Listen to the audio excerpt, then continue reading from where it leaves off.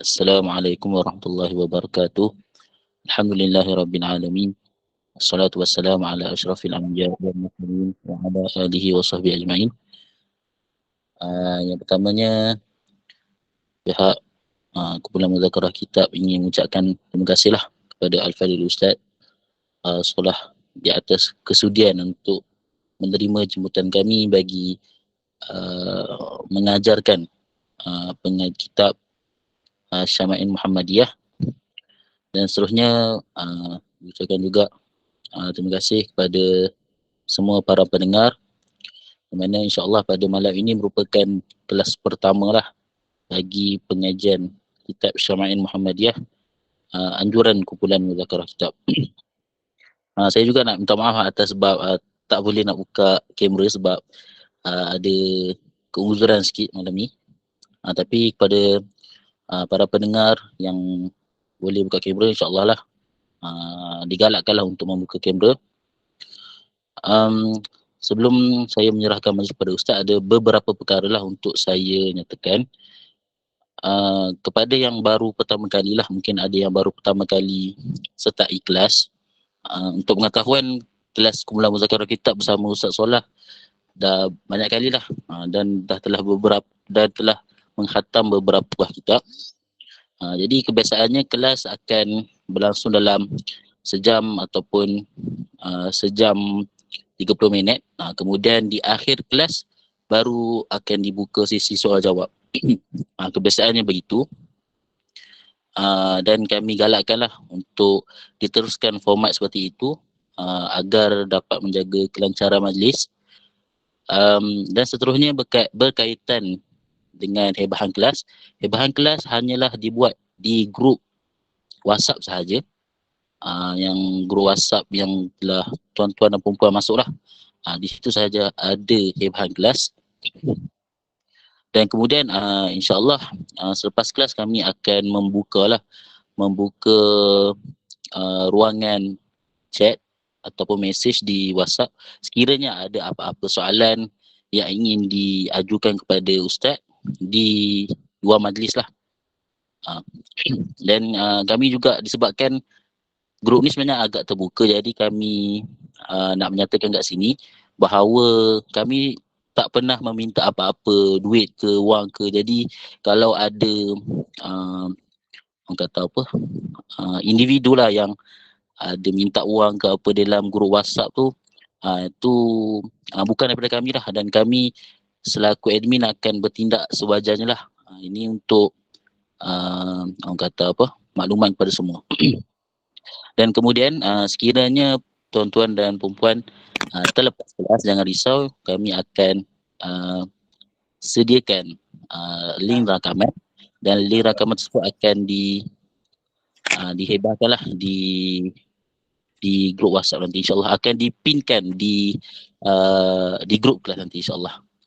Dan juga kami ada sediakan kitab, tapi hanyalah berbentuk PDF sahaja. Kiranya tuan-tuan nak membeli kitab secara fizikal, bolehlah hubungi kedai-kedai buku ataupun boleh tengok di Shopee ataupun di mana-mana sahajalah. Dan pihak kami tidak menyediakan kitab secara fizikal, hanyalah menyediakan PDF sahaja. Okey, jadi saya rasa cukup sekadar itu untuk pengenalan pada malam ini. Tanpa membuang masa, saya menjemput Ustaz untuk meneruskan majlis. Silakan Ustaz.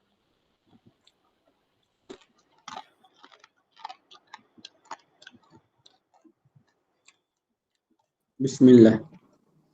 Yalla nabda. Bismillahirrahmanirrahim. Alhamdulillahi rabbil alamin. Wassalatu wassalamu ala maulana Rasulillahil amin wa ala alihi wa ashabihi at-tayyibin at-tahirin.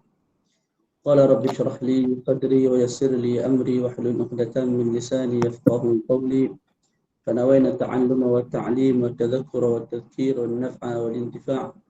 الإفادة والاستفادة والحث على التمسك بكتاب الله وسنة رسوله صلى الله عليه وآله وسلم والدلالة على الهدى ابتغاء مرضاته وثوابه وقربه سبحانه وتعالى. السلام عليكم ورحمة الله تعالى وبركاته. Alhamdulillah, Alhamdulillah sama-sama kita memanjatkan rasa syukur kita kepada Allah Subhanahu wa taala kerana dengan limpah kurnianya kita masih diberi kesempatan masa bersama-sama berkumpul pada malam ini bagi bacaan kitab Asy-Syama'ilu Al-Muhammadiyah yang dikarang oleh Al-Imamu Abu Isa Muhammad Ibnu Isa At-Tirmidzi rahimahullahu taala yang lahir pada tahun 209 dan wafat pada tahun 279 Hijriyah. Jadi kitab ini membincangkan tentang sosok tubuh badan Nabi SAW pada sudut zahirnya, begitu juga menceritakan tentang akhlak dan budi pekerti Rasulullah SAW. Nanti kita akan tengok dalam kitab ni perbahasan tentang Nabi ni sangat meluas.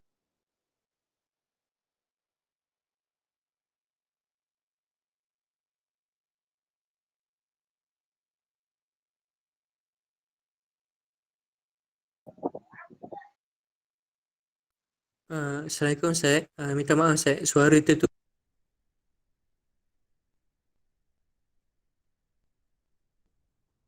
Daripada mana tadi?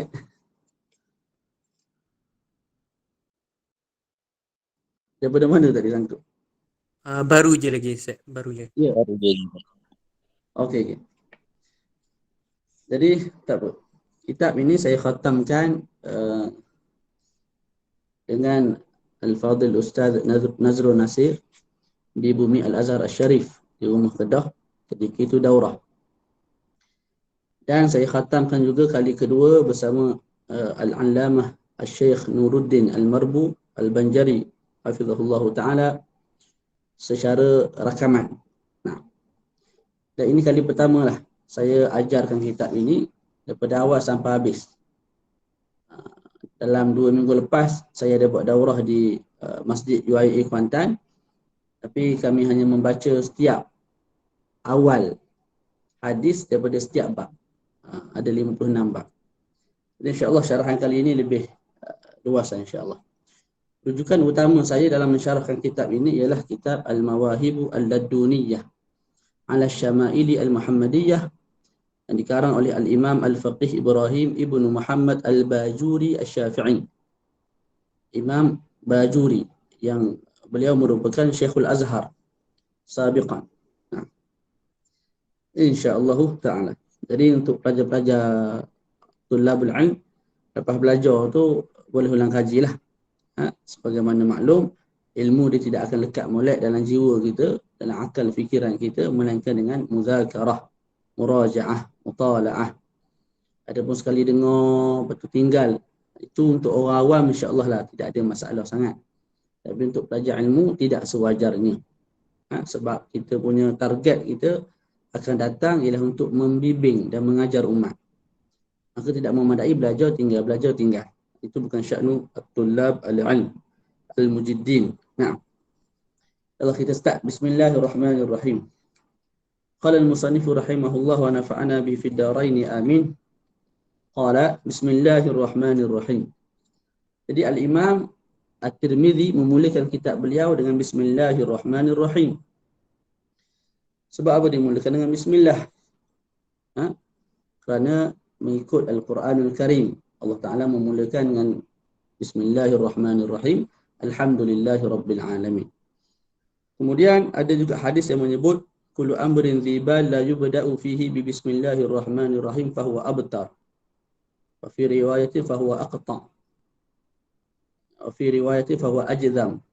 Maksudnya setiap perkara yang ada nilai pada sudut agama tapi tidak dimulakan dengan bacaan bismillahirrahmanirrahim, maka ianya terputus keberkatan. Walaupun pada sudut zahiriah itu sempurna, tapi keberkatan itu hilang. Contoh kita makan lah, sepinggan nasi ayam, TOS, ataupun Milo tabur. Tak, lepas makan tu kenyang. Kenyang bukan biasa-biasa, bukan biasa-biasa. Tak erti kita nak sebut. Tak, tapi kenyang menyandar, tahu kenyang menyandar. Kenyang sampai menyandar. Sekali.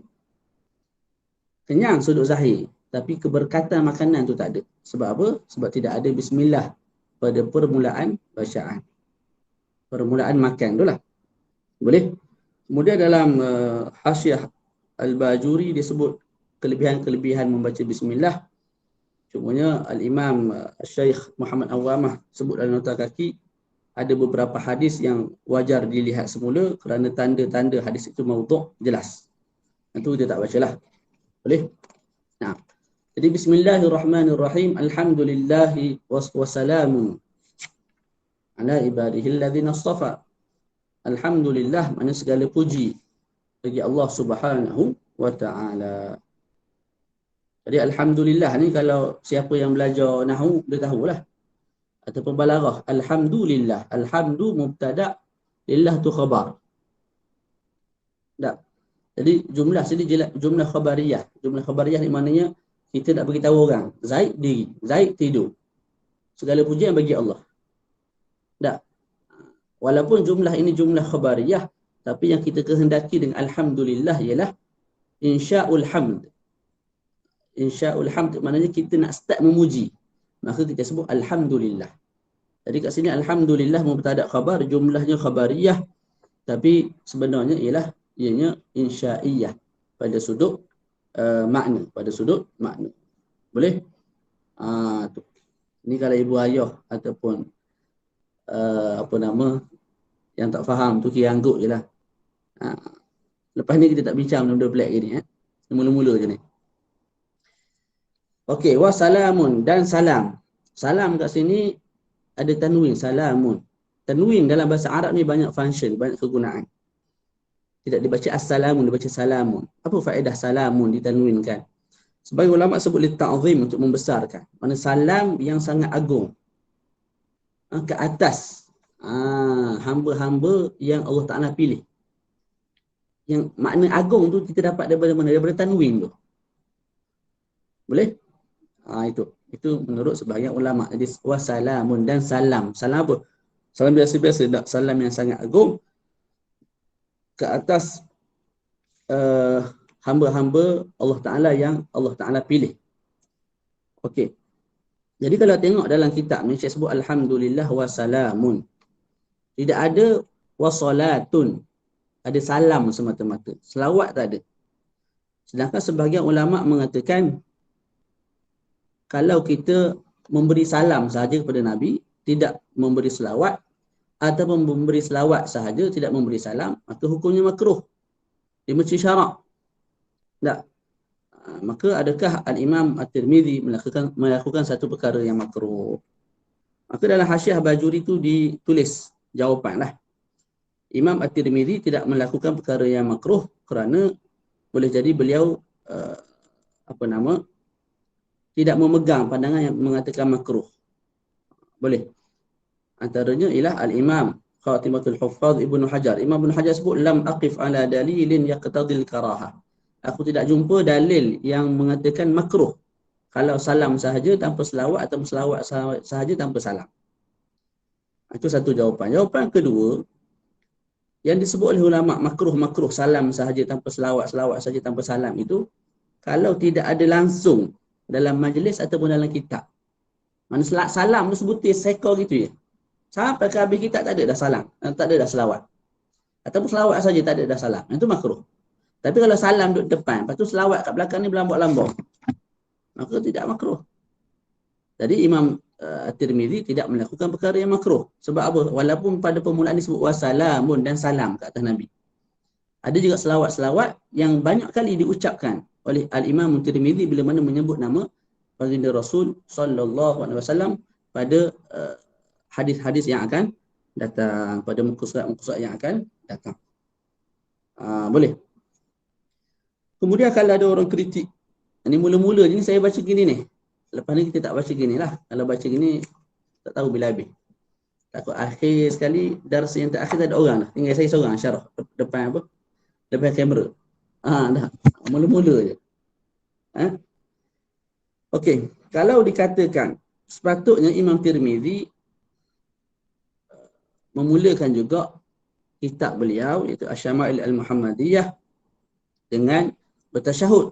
Asyhadu an la ilaha illallah wa asyhadu anna Muhammadar Rasulullah. Kerana ada hadis dalam Abi Daud mengatakan kullu khutbatin laisa fiha tasyahhudun fahiya kal yadil jazma. Setiap khutbah, ni khutbah ni permulaan kitab. Setiap khutbah yang tidak ada padanya tasyahud, tak, maka ianya seperti tangan yang jazma, yang patah begitu. Boleh tak? Jadi adakah Imam Tirmizi telah buat satu perkara yang salah? Imam Bajuri jawab tak. Imam Tirmizi walaupun tidak menyebut dalam muqaddimah dia dalam khutbahnya secara jelas wassalamun ala ibadihi alladzina astafa wa asyhadu an la ilaha illallah wa asyhadu anna Muhammadar Rasulullah, tidak disebut secara jelas dengan tulisan, tapi sebenarnya dia telah melafazkan menggunakan lidah. Itu husnuzan Imam Bajuri kepada Imam At-Tirmizi. Boleh? Jawapan yang kedua ialah tasyahud itu dituntut di dalam khutbah nikah. Masa khutbah nikah tu sebut asyhadu an la ilaha illallah wa asyhadu anna Muhammadar Rasulullah. Adapun dalam kitab-kitab ataupun risalah-risalah kecil yang tu tidak dituntut untuk dibaca tasyahud. Jadi Imam Tirmizi tidak salah. Sebab sekarang ni bukan nak nikah, bukan nak akad nikah ni. Siapa kena tasyahud dulu dalam khutbah. Gitu cerita dia. Boleh? Nah. Jadi disebut Bismillahirrahmanirrahim. Alhamdulillah wassalamun ala ibadihi alladzina astafa, dan salam ke atas hamba-hambanya yang dipilih. Qala Syekh Al-Hafiz Abu Isa Muhammad bin Isa ibni Sawrata At-Tirmidzi. Jadi telah berkata. Bila sebut telah berkata ni fa'il apa? Fa'il madhi lah. Kita faham daripada situ. Syama'il ni siap dulu dah. Kitab Syama'il ni siap dulu, barulah apa nama Imam Tirmizi tulis khutbah.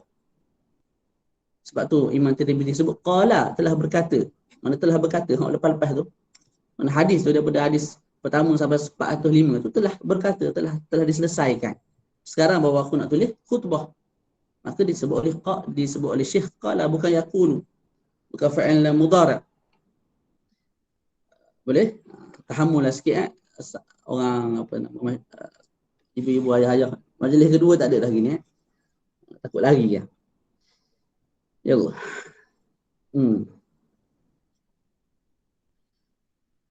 Qala Syekh. Okey, Asy-Syaikh, apa makna Asy-Syaikh? Asy-Syaikh pada sudut bahasa ialah mereka yang tua. Maknanya masuk umur 40 dan ke atas. Itu sebut Asy-Syaikh. Tapi Asy-Syaikh kat sini maksudnya ialah orang yang sempurna ilmunya. Sekalipun dia budak kecil, sekalipun umur 18, 19, 20, dipanggil Asy-Syaikh. Sebab apa? Dia tua, dia matang pada sudut ilmunya, pengalamannya. Boleh? Okey. Ada pandangan mengatakan maksud Asy-Syaikh kat sini ialah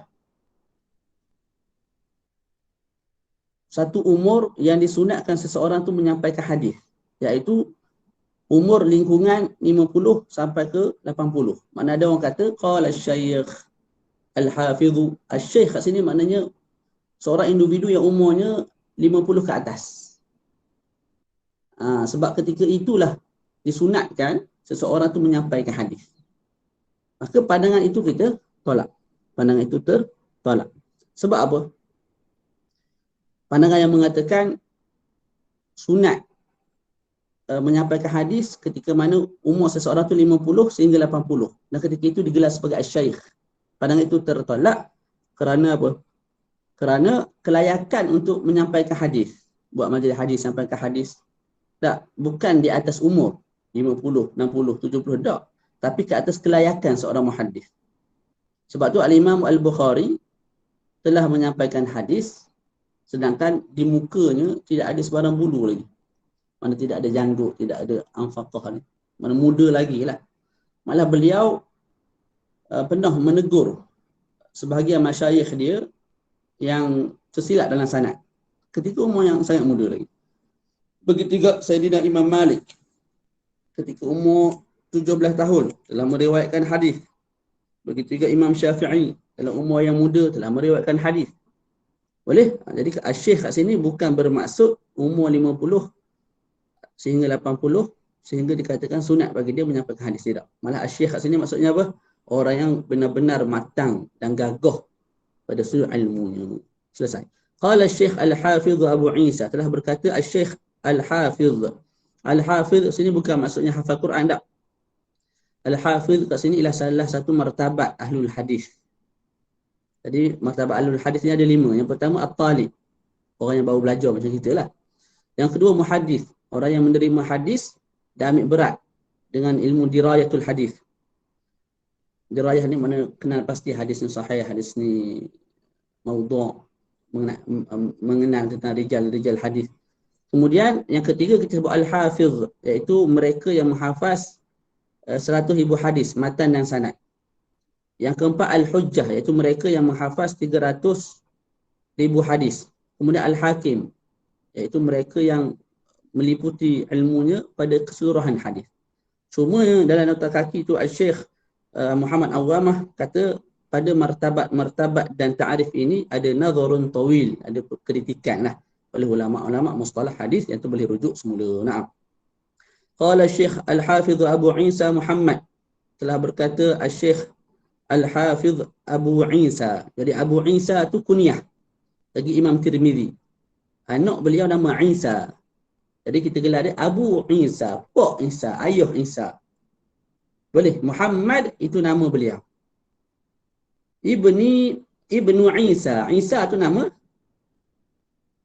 Siapa nama? Ayah beliau. Jadi seolah-olah nama anak dengan ayah sama lah ni. Abu Isa gelaran dia. Sebab ada anak nama Isa. Dalam masa yang sama, kemudian Muhammad nama beliau. Isa bin Ibnu Isa itu ialah ayah beliau, bin Saurata. Saurah itu ialah datuk beliau. Boleh? Okey. Ulama sebut yukrahu tasmiyatu bi Abi Isa. Makruh kita namakan seseorang tu dengan Abu Isa. Kerana Nabi sallallahu alaihi wasallam pernah bersabda, "Inna Isa la abadah." Inna Isa la abalah. Sesungguhnya Isa itu tidak ada ayah baginya. Nabi Isa tidak ada ayah baginya. Jadi kalau saya digelar, contoh saya digelar Abu Isa, ayah Isa. Jadi difahami daripada situ seolah-olah Nabi Isa itu ada ayah. Sedangkan Nabi Isa tidak ada ayah. Faham tak? Kalau saya digelar Abu Isa, maka boleh jadi ada orang faham Isa, iaitu Nabi Isa itu ada ayah. Sedangkan Nabi Isa lahir tanpa ayah, ada mak je. Sayyidatina Maryam. Jadi oleh sebab itu disebut makruh kita mengkunyahkan diri kita ni Abu Isa. Cuma makruh itu kalau pada permulaan. Pada permulaan kita letaklah nama kita atau kunyah kita, gelaran kita Abu Isa, makruh. Tapi kalau asal nama lain, lepas tu kita masyhur dengan gelaran Abu Isa, yang tu tidak ada sebarang masalah. Sebagaimana berlaku pada Imam Tirmizi. Dia sebut Abu Isa Muhammad Ibnu Isa. Jadi Abu Isa kita gelar. Pak Isa kalau terjemah bahasa lah. Tak, tidak ada sebarang masalah. Jadi ijma' ulama sepakat tak mengkritik lah apa yang dibuat oleh Sayyidina Abu Isa At-Tirmizi rahimahullah. Jadi telah berkata Al-Hafiz Abu Isa Muhammad Ibnu Isa Ibni Saurata At-Tirmizi. At-Tirmizi kita boleh baca 3. Yang pertama At-Tirmizi, yang kedua At-Turmuzi, yang ketiga At-Tirmizi. Kita boleh baca At-Tirmizi, kita boleh baca At-Turmuzi, kita boleh baca At-Tirmizi. 3. Boleh. Tirmizi ni nisbah kepada Turmuz ataupun Tirmiz, satu tempat lah. Satu tempat. Sebab tu digelar At-Tirmizi. Okey, antara kelebihan ataupun manaqib Al-Imam At-Tirmizi rahimahullahu ta'ala ialah Imam Bukhari sendiri pernah riwayatkan satu hadis daripada Imam Tirmizi. Dan diriwayatkan itu di luar daripada kitab sahih beliau lah, kitab-kitab yang lain. Jadi bila Imam Bukhari sendiri yang meriwayatkan daripada Imam At-Tirmizi, itu menunjukkan Imam At-Tirmizi ini bukan calang-calang lah, sehingga dipilih oleh Imam Al-Bukhari. Sedangkan kalau ikut hakikat sebenarnya, siapa guru, siapa anak murid? Imam Bukhari itu guru. Imam Tirmizi itu anak murid. Tapi Imam Bukhari sebagai guru meriwayatkan hadis daripada, bukan kepada, daripada Imam Tirmizi dalam satu hadis. Satu hadis. Kemudian Imam Tirmizi ni banyaklah karangan kitab beliau yang bermanfaat. Antaranya ialah kitab Al-Jami' As-Sahih yang menghimpunkan faedah-faedah hadisiyah, juga faedah-faedah sudut fiqh dan sebagainya. Dan disebut kitab ini memadai untuk seorang mujtahid dan juga untuk seorang yang muqallid. Dan beliau sendiri iaitu Al-Imam At-Tirmizi mengatakan, man kana fi baitihi hadzal kitabu ya'ni jami'ahu fa ka'annama fi baitihi nabiyyun yatakallam. Barang siapa yang ada di rumah dia kitab ini, iaitu Jami' As-Sahih karangan At-Tirmizi, maka seolah-olah di rumah dia ada Nabi yang berkata, kata yang bercakap. Dan beliau bertemu dengan ulama-ulama handalan dalam bidang hadis, antaranya Imam Bukhari sendiri. Malah ada hadis-hadis Imam Tirmizi, guru-gurunya sama dengan guru-guru Maulana Syekh Al-Bukhari rahimahullah. Dan Imam Tirmizi buta matanya. Malah dikatakan lahir-lahir tu buta dah. Jadi buta mata penglihatan, tapi cerah sungguhlah mata hati. Tak sampai boleh karang kitab, sampai hadis begitu lalu sekali tak. Okay, selesai kat situ. Kita masuk hadis pertama, lepas tu kita berhenti insya-Allah ta'ala. Hadis pertama je ini insya-Allah. Lepas ni kita akan baca sekurang-kurangnya satu kelas 15 hadis. Kalau tidak, dah akan jadi lama nanti.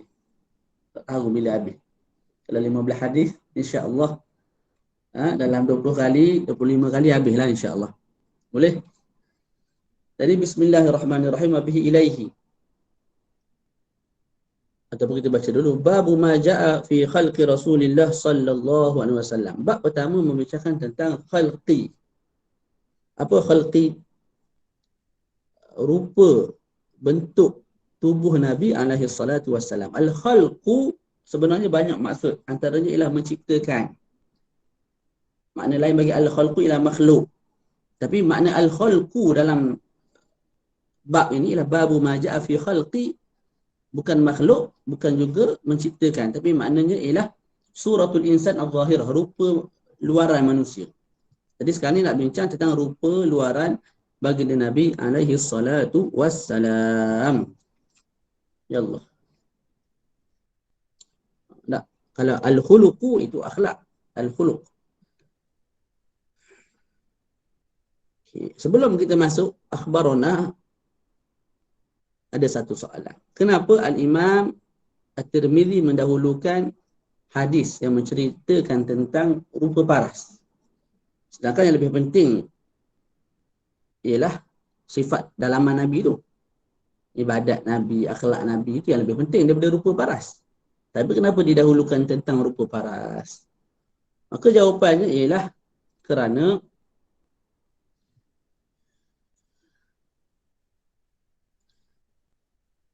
sifat yang mula-mula kita dapat kenal pasti, sifat kesempurnaan yang mula-mula kita dapat kenal pasti daripada seseorang ialah sifat luaran dia. Dan kebiasaannya bila comel ni handsome, luar ni handsome, kacak, maka dalaman pun hatinya molek.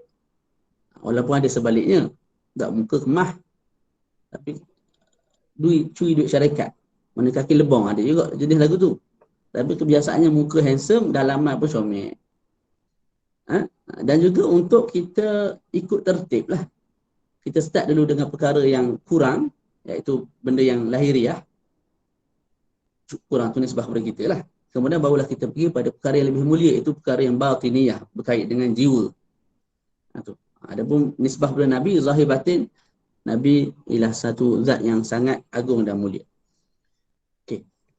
Kitab ini dinamakan dengan Asy-Syama'ilul Muhammadiyah. Pada nama pun ada kritikan ulama. Imam Bajuri sebut nama tak kena ni, bukan Asy-Syama'ilu tapi Asy-Syama'ilu dengan ya. Kerana apa? Kerana gini, shimalun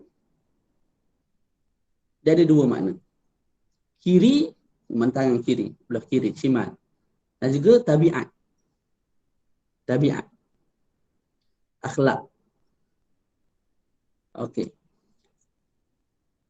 Shimalun dengan makna kiri, jamaknya syamailu dengan hamzah.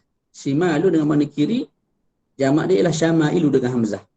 Makna satu kiri, dua kiri, banyak kiri. Boleh. Shimalun, shimalani, syamailu. Tapi kalau shimalun dengan makna sajiyah, makna akhlak, maka shimalun, shimalani, syamayilu dengan ya. Itu tabiat. Jadi sekarang ni kita nak bincang tentang apa? Bukan nak cerita tentang kiri-kiri Muhammadiyah. Nak bincang tentang akhlak Nabi SAW. Maka dibaca asyamayilu al-Muhammadiyatu. Boleh, itu kritikan oleh Al-Imam Al-Bajuri rahimahullahu ta'ala. Cuma je Syekh Muhammad Awamah sebut dalam nota kaki, tengoklah olehmu dalam dua kitab As-Sihah dan juga Qamus Al-Muhit. Dalam kitab ni jelas menunjukkan Asyamailu dengan hamzah. Asyamailu dengan hamzah. Juga bermakna akhlak. Juga bermakna akhlak. Jadi tidak ada masalah pada tajuk kita. Asyamailul Muhammadiyah betul. Asyamailul Muhammadiyah juga betul. Jadi kritikan Imam Bajuri ditolak. Nah. Hadis dalam kitab ni ada 415. Ada 65 bab. Bab yang pertama ialah kita nak baca ni. Cuma sebelum baca hadis kita sebut wabihi ilaihi. Wabihi ilaihi. Maknanya wabi as-sanadi al-muttasil dengan sanad yang bersambung. Ilaihi maknanya ilal Imam Tirmizi, kepada Imam Tirmizi. Barulah kita sebut akhbarana. Boleh? Akhbarana Abu Raja' Qutaibah bin Sa'id an Malik bin Anas an Rabi'ata ibni Abi Abdurrahman an Anas bin Malik. Sebut sini akhbarana. Nanti kita jumpa pula hadatsana. Lepas tu ada pula disebut amba'ana. Jadi apakah perbezaan akhbarana telah mengkhabarkan kepada kami, hadatsana telah menceritakan kepada kami, amba'ana telah telah mengkhabarkan kepada kami, sudut bahasa terjemah itulah. Akhbarana, hadatsana, amba'ana. Ketiga ni kalau sudut bahasa maknanya sama. Tak. Malah di sisi sebagian ulama pada sudut istilah pun sama. Macam makna sudut bahasa. Akhbarana, hadatsana, amba'ana tak ada beza. Tiada beza. Boleh. Sudut bahasa memang sama dah tiga ni. Sudut istilah ahli mustalah lah. Ulama hadis. Menurut sebagian ulama hadis, mereka kata tiga ni sama. Benda yang sama. Tapi sebagian ulama membezakan.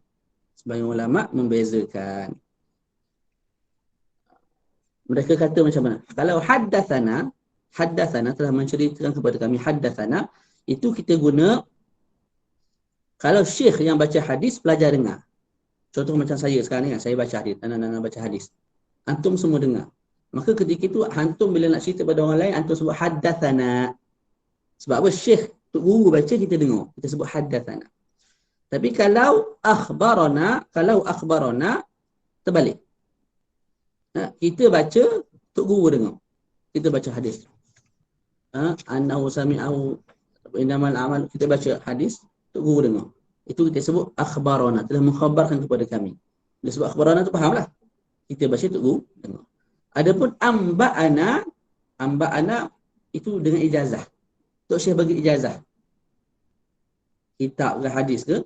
Tak, maka bila kita nak ceritakan hadis tu kepada orang lain, kita sebut amba'ana.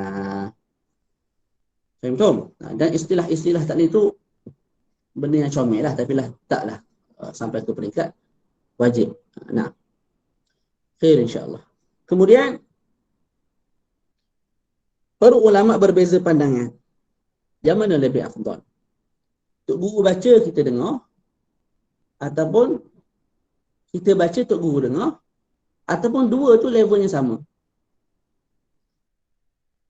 Faham tak? Ulama berbeza pandangan.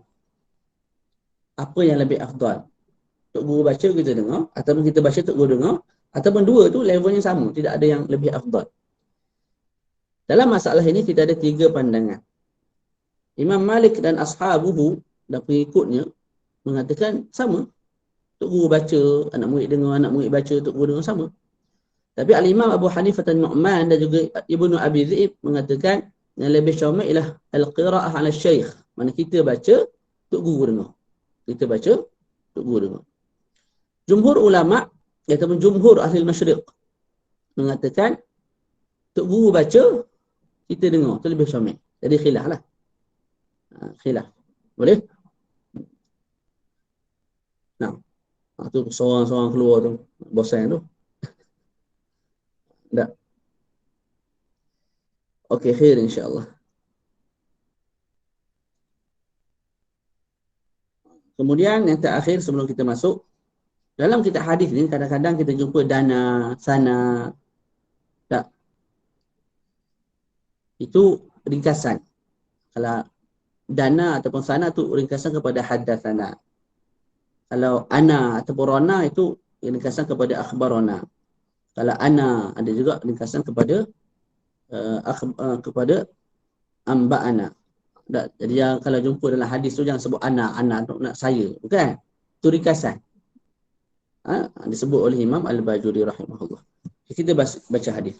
Wa bihi ilahi qala haddatsana wa bihi ilahi qala akhbarana Abu Raja Utaibah bin Sa'id qala an Malik bin Anas anna Rabi'ah ibni Abi Abdurrahman an Anas bin Malik annahu sami'ahu yaqul. Sesungguhnya saya baca yang paling tinggi daripada Sayyidina Anas bin Malik bin Khadam kepada baginda Nabi alaihi salatu wassalam.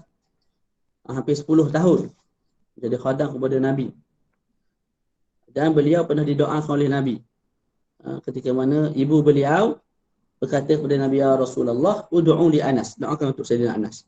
Maka Nabi pun berdoa, ya Allah, perbanyakkan hartanya, anaknya dan berilah keberkatan padanya.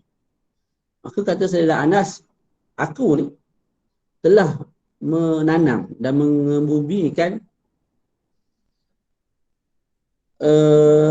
daripada keturunan aku, tak termasuk cucu aku, 125 orang dah. Tak termasuk cucu tu. Mana cicit-cicit bawah tu. Tak, 125 orang lelaki. Mana 123 orang lelaki, 2 orang perempuan. Mana berkat sungguhlah doa Nabi tu. Nabi doa untuk dia banyak anak, banyak sungguh anak. Dan beliau sebut lagi, tanah aku ni dalam setahun berbuah 2 kali. Sedangkan tanah orang lain berbuah 1 kali sahaja setahun. Jadi itu berkat doa Nabi. Pertama banyak harta, yang kedua banyak anak. Nah. Jadi annahu sami'ahu yaqul, sesungguhnya dia Rabi'ah tadi mendengar Sayyidina Anas berkata, kana Rasulullah sallallahu alaihi wasallam laysa bit-tawilil ba'in, sesungguhnya Nabi alaihi salatu wassalam bukanlah tinggi yang melampau-lampau. Wala bil qasir, bukan juga pendek. Jadi Nabi ketinggiannya bukan terlalu tinggi dan bukan terlalu pendek, tapi lebih hampir kepada tinggi, lebih hampir kepada tinggi. Dan antara mukjizat Nabi SAW, bila mana Nabi berjalan dengan sesiapa sahaja, walaupun orang tu lebih tinggi, maka Nabi kelihatan lebih tinggi berbanding orang tersebut. Malah boleh jadi seseorang tu berdiri, lepas tu naik pula atas bahu dia seorang lagi. Tinggilah, maknanya orang yang tinggi, lepas tu ada lagi seorang naik atas bahu dia. Bila berjalan dengan Nabi, Nabi kelihatan lebih tinggi. Jadi orang taklah jaga sungguh Nabi ni. Sudut zahir, tak ada orang boleh tanding sudut ketinggian Nabi. Sudut batin, mutalah lagi lah. Boleh. Jadi Nabi tidak terlalu tinggi, tidak terlalu rendah, tapi lebih hampir kepada tinggi. Walaupun tidak terlalu tinggi, tak, kalau Nabi berjalan dengan orang yang tinggi, ataupun lebih tinggi daripada Nabi pada hakikatnya, Allah Ta'ala tetap memperlihatkan kepada kita, kepada sahabat yang lain, Nabi itu lebih tinggi berbanding orang lain pada sudut rupanya. Wala bil abyad al-amhaq, Nabi juga tidak terlalu putih. Al-amhaq tu terlalu putih, yang sunyi daripada warna merah. Putih seperti orang Eropah tu lah. Tak, macam seolah-olah ada penyakit sopak. Nabi tidak begitu. Malah putih Nabi ni putih yang diselaputi oleh merah. Putih kemerahan. Boleh? Dan dalam Hasyiah Imam Bajuri dia sebut warna yang paling mulia di dunia ialah warna putih kemerah-merahan. Perkara ini tidak bertembung dengan adat orang Arab. Orang Arab ni tak, mereka puji perempuan yang putih kekuning-kuningan. Jadi seolah-olah putih kekuning-kuningan itulah yang paling comel. Tak. Putih kekuning-kuningan comel. Tapi lebih comel daripada putih kekuning-kuningan adalah putih kemerah-merahan. Nah itulah sifat baginda Nabi SAW di dunia. Sebab apa putih kemerah-merahan? Sebab kesan daripada warna darah dalam tubuh baginda Nabi SAW. Berbeza di akhirat. Warna yang paling afdal ialah putih kekuning-kuningan. Ketika itu kita dah tak makan, tak minum, ataupun makan minum pun untuk tamattu', talazuz semata, maka tidak adalah rupa darah tu terzahir. Maka di akhirat kelak yang paling comel ialah putih kekuning-kuningan. Jadi Allah Ta'ala himpunkan pada baginda Nabi SAW dua kemuliaan warna. Di dunia warna yang paling comel Nabi dapat, iaitu putih kemerah-merahan. Di akhirat pula Nabi putih kekuning-kuningan. Wala bil adami, Nabi juga tidak berwarna adam, hitam ataupun kuning. Malah Nabi berwarna apa? Putih kemerah-merahan. Ulama kita sebut kalau ada orang kata Nabi ni hitam, maka boleh jatuh kufur. Sebab bila dia sebut Nabi hitam, secara tak langsung dia menafikan Nabi putih kemerah-merahan. Jadi dia telah menipu di atas nama Nabi. Dia menipu ke atas Nabi. Maka perkara tersebut jelas mengundang kepada kekufuran. Tapi kalau tersilap sebut, tak jatuh kufur lah. Yang jadi kafir ni kalau sebut dalam keadaan menghina. Dan tahu yang Nabi ni warnanya bukan hitam. Dia sebut juga hitam dengan niat mencela, boleh jatuh kufur. Begitu juga kalau orang buat main. Orang buat main apa? Contohlah kawasan tu, orang yang mengembala kambing ni orang jelek, orang yang hina. Maka kalau ada orang buat gurau bewok kita panggil. Tak, aku ni kerja lagu ni bukan sebab tak cerdik. Padahal memang bodoh orang tu sebab tu jadi lagu tu. Contohlah ni nak buat cerita. Tapi aku ikut Nabi. Dia sebut aku ikut Nabi tu bukan nak ta'asi, memang nak ikut sungguh. Kalau niat nak ikut sungguh Nabi maka dia bela kambing, dapat pahala insya-Allah. Tapi dia sebut tu atas dasar nak selamatkan diri. Sebab orang jelek dia orang tu, dia nak selamatkan diri, yang dia sendiri memang iktiqad mengembala kambing tu hina. Cuba dia nak bela diri dia sebut lagu tu, maka perkara-perkara lagu tu perlu dijauhilah. Bimbang menggunakan kepada kekufuran. 9.5 dah. Ya Allah, sikit. Wala bil ja'di al-qata', dan tidak juga kerinting yang melampau. Ja'di tu kerinting. Al-qata' tu melampau-lampau macam negro. Jadi rambut Nabi tidak terlalu kerinting. Wala bis sabti, juga tidak terlalu lurus. Al-Imam Az-Zamakhsyari rahimahullah ta'ala Al-Mu'tazili rahimahullah Al-Allamah, beliau mengatakan ghalib kebiasaan orang Arab rambutnya kerinting. Ada pun orang Ajam macam kita ni lah, rambut kita lurus. Jadi Allah Ta'ala himpunkan kepada Nabi perkara yang pertengahan. Khairul umur awsatuha, pertengahan. Jadi Nabi ni rambutnya tidak terlalu kerinting, tidak juga terlalu lurus. Jadi ikal mayang, dia ada ombak-ombak sikit. Tu Nabi kita comel. Comel sungguh lah. Ba'athahu Allah Ta'ala ala ra'si 40 sanah. Allah Ta'ala utuskan Nabi sebagai seorang Rasul pada umur 40 tahun. Iaitu selepas sempurna umur Nabi 40 tahun. Kisah di Gua Hira itu semua makruf lah. Itu kita dah sebutlah. Fa'aqama bi Makkah 10 sinin. Maka Nabi bermukim di Mekah 10 tahun. Biasa kita belajar masa kecil-kecil dulu, Nabi bermukim di Mekah berapa lama? 13. Bukan 10. Jadi dia sebut kat sini 10 tahun. Jadi ada pertembungan tak? Dengan riwayat yang kata 13. Tidak ada pertembungan. Cara kita nak pikul dua hadis ini, satu kata 10 tahun Nabi di Mekah, satu kata 10. Tak, dia ada dua cara kita nak pikul. Yang pertama ialah Nabi memang duduk 13 tahun di Mekah. Cuma 3 tahun pertama tu baru dilantik menjadi Nabi. Belum lagi dilantik menjadi Rasul.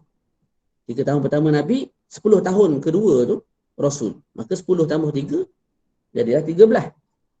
Faham tak? Tapi ada yang tak setuju. Sebagai ulama kata, kenabian dan kerasulan bagi Nabi SAW serentak.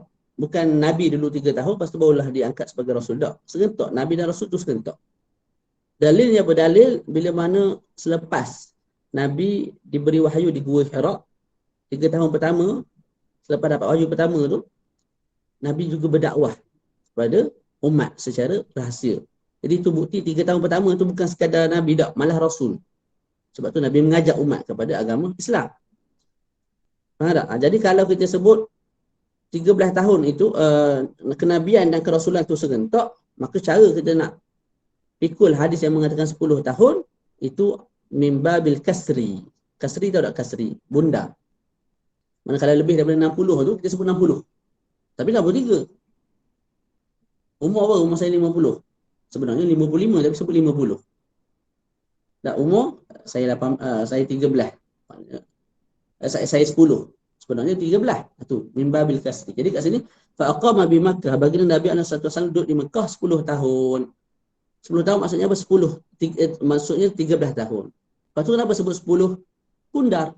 Mimbabil kasri. Tak. Maka disebut 10 begitu. Faham tu? Nah. Qabil Madinati 10 sinin. Dan Nabi di Madinah 10 tahun. Ini tak ada khilaf lah. Tak, 10 tahun. Jadi campur dua ni jadilah 23 tahun. Dan sebelum tu lagi 40 tahun. Jadi 40 tahun pertama belum ada wahyu. Lepas 40 tahun, sempurna 40 tahun baru dapat wahyu. 13 tahun di Madinah. Maka jadi berapa? 53. Tambah 10.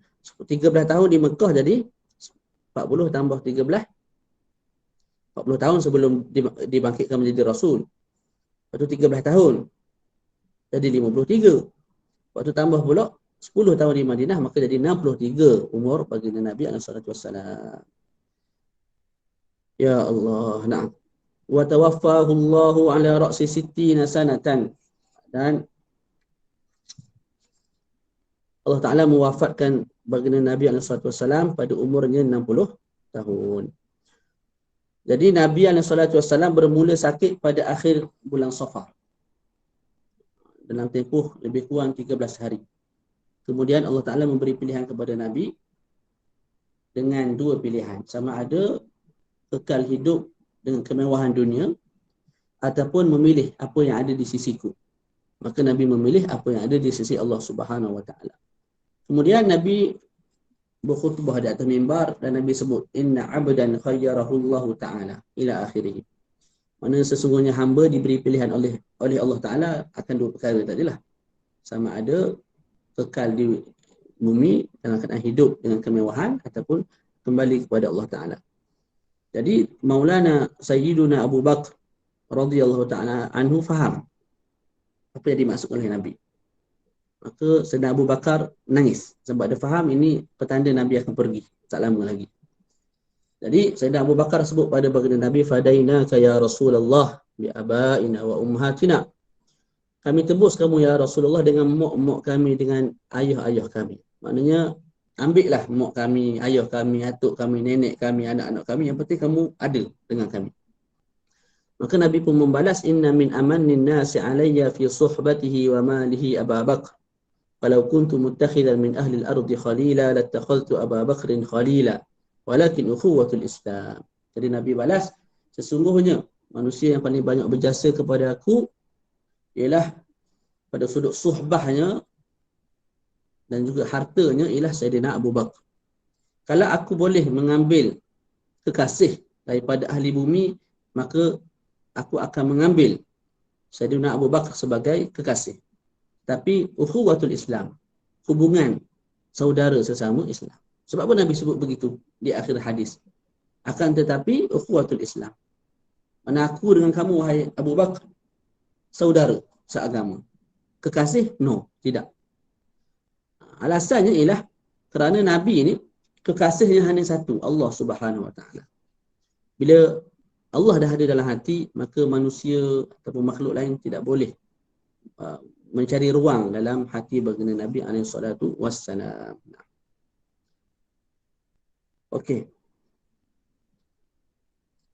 Kemudian bila mana Nabi semakin sakit, maka isteri-isteri Nabi membenarkan Nabi dirawat di rumah Sayyidatina Aisyah radhiyallahu anha, kerana mereka melihat Nabi ni berkenan untuk perkara tersebut, iaitu dirawat di rumah Sayyidatina Aisyah.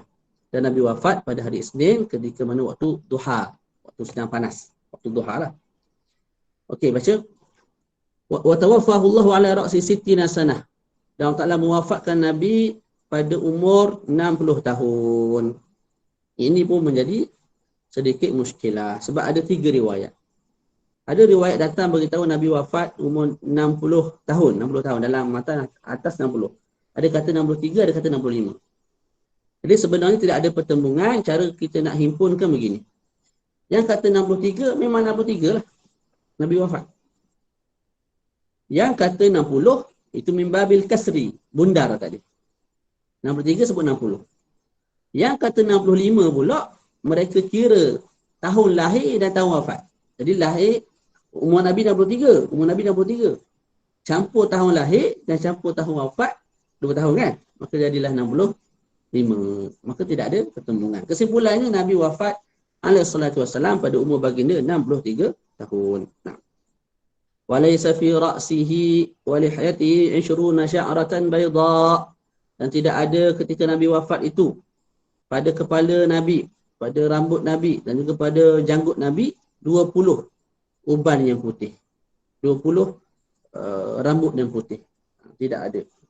Malah yang adanya kurang daripada itu. Kata 17. Boleh? Jadi Nabi ni orang kemah, orang handsome sampailah Nabi wafat. Kita kalau umur 63 ni, orang hitam tu susah dah nak cari. Orang ada semua putih. Faham tak? Cuma Nabi walaupun umur 63 tahun, masih semua hitam. Yang putih ada sikit je. Dalam 17 helai begitu. Ada sikit pada bahagian ni. Nampak semat tak? Pokok ni. Lepas tu ada tengah ni sikit. Lepas tu anfaqah sikit. Boleh lah, ni ditengok oleh sahabat-sahabat Nabi yang kecil lah. Tak ada masa saya Abu Bakar nak kelih satu-satu. Segan lah dengan Nabi. Tak, ni dilihat oleh sahabat-sahabat Nabi yang kecil. Okey. Yang terakhir, ulama sebut kenapa uban Nabi itu sedikit. Alasannya ialah uban-uban ni satu benda yang jelek. Setih. Jadi perempuan tak suka. Jadi Allah Ta'ala rahmat dan kasih kepada isteri-isteri Nabi, maka dikekalkan Nabi itu dalam keadaan handsome sampailah wafat. Supaya isteri Nabi tidak rasa benci kepada Nabi, yang akhir sekali menyebabkan menjadi kufur. Benci Nabi kufur lah. Boleh? Faham betul? Nah. Allahu'alam. Ada sebarang soalan? Selesai dah tu.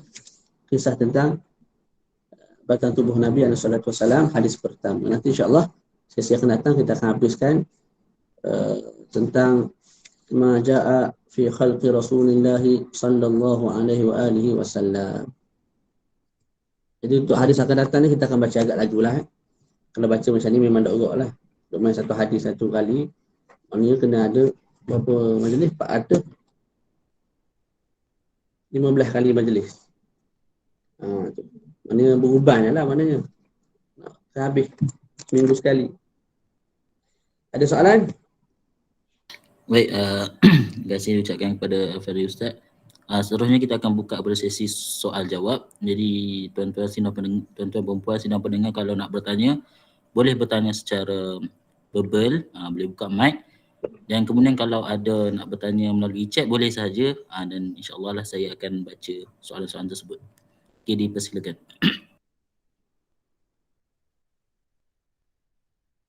Tak ada tu. Bukan nak tidur bagi tu. Ngantuk mata. Assalamualaikum Ustaz. Waalaikumsalam warahmatullahi. Boleh Ustaz ulangkan balik hadasana akhbarona. Saya kurang faham. Terima kasih. Sebagian ulama pada sudut bahasa semua itu sama. Akhbarana, amba'ana, haddatsana. Sebagian ulama bersetuju dengan ta'rif pada sudut bahasa. Maknanya sama lah. Sudut mustalah hadis pun sama. Amba'ana, akhbarana, haddatsana. Tapi sebagian ulama membezakan. Kalau haddatsana, syekh baca. Kita dengar. Macam saya sekarang ni menyampaikan hadis kan. Antum dengar. Nanti antum bila nak beritahu orang lain, antum akan sebut haddatsana Salah Ibnu Abdul Aziz, man telah menceritakan kepada kami Salah bin Abdul Aziz daripada sekian daripada si fulan qala ila akhirih. Sebab apa? Sebab saya baca, antum dengar. Kalau akhbarana pula sebaliknya. Contoh saya minta Ustaz Ammar baca. Ustaz Ammar baca, apa-apa baca hadis, saya dengar. Nah, jadi antum nanti bila nak cerita pada orang lain, antum akan sebut apa? Akhbarana, jangan guna haddatsana. Lepas tu ada selagi amba'ana. Amba'ana ni ijazah. Ajaztu hadzal kitab li as-sami'in dulu. Saya mengijazahkan kitab Syama'il Muhammadiyah ini kepada antum yang mendengar. Jadi tak baca satu-satu hadis, ijazah gitu je. Tak. Maka bila kita nak cerita pada orang lain, kita sebut amba'ana. Syekhuna asy-syekh kadza wa kadza. Boleh? Faham tu? Fahim, Ustaz. Fahim. Syukran. Barakallahu fiik. Ada soalan lain? Tak ada. Saya kira tak ada ke Ustaz? Ibu-ibu, ayah-ayah jangan lari lah. Majlis kedua jangan lari. Majlis kedua saya tak baca gini dah. Majlis kedua kita baca santai insya-Allah. Sampai ada fawaid hadis lah insya-Allah. Fawaid daripada. Barakallahu fikum. Saya tutup Ada soalan Ustaz. Ada. Ya Allah. Ustaz, ada soalan. Ustaz, apa maksud perkataan roksi sebelum perkataan 40 dan 60 tu Ustaz? Raksi.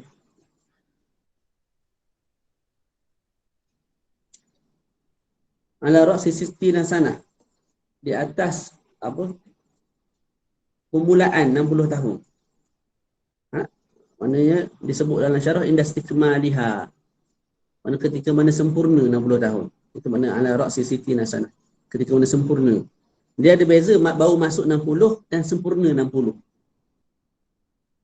Faham tak? Baru masuk 60 ni, mana dia dah selesaikan umur dia 59 tahun, baru masuk 60. Habis setahun lagi baru cukup 60. Tak, jadi kat sini ni, Nabi wafat setelah sempurna umurnya 60 tahun. Mana dah masuk umur 61. Itu pun kita dah syarah tadi lah. Min babil kasri. Boleh? Allahu'alam. Ada soalan lain? Baik, ada soalan lain? Allah barakallahu. Ustaz, saya rasa tak ada soalan kot, insya-Allah. InsyaAllah barakallahu fikum. InsyaAllah kita bertemu lagi pada sesi akan datang, iaitu pada hari Selasa dalam pukul 8.45, pukul 9, itulah area tu insyaAllah. Ya, insya-Allah. Sallallahu ala sayyidina Muhammad wa ala alihi wa sahbihi wa baraka wa sallam. Alhamdulillahi rabbil alamin. Assalamualaikum warahmatullahi taala wabarakatuh. Barakallahu. Waalaikumsalam warahmatullahi wabarakatuh. Terima kasih Ustaz. Syukran.